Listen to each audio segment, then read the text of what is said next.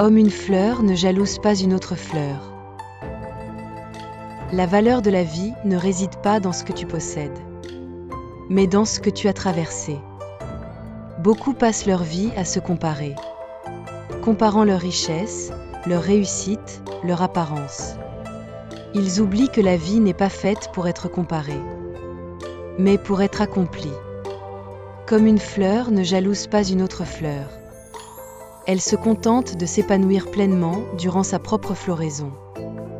De même, un ruisseau n'envie pas la grandeur du Yangtze. Il chante simplement en suivant son propre chemin vers le lointain.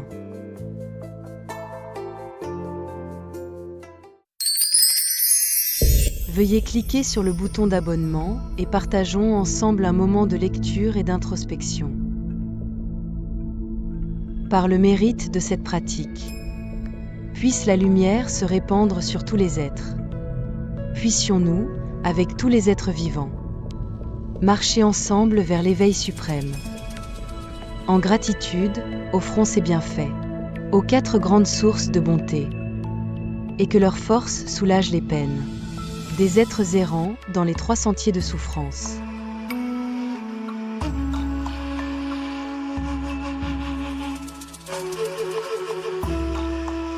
Que quiconque entend ou contemple ces paroles éveille en son cœur l'esprit du Bodhisattva, et qu'à la fin de cette vie passagère, nous renaissions ensemble au pays de la joie parfaite.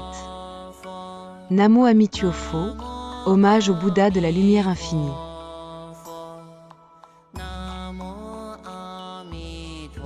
Voici une explication phrase par phrase.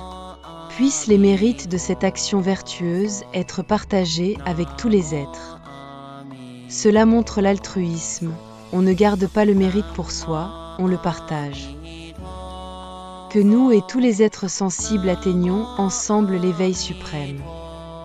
L'objectif n'est pas personnel, mais universel, mener tous les êtres à la libération. Rendre hommage aux 4 grandes dettes de gratitude, envers les parents, les maîtres, le pays et tous les êtres.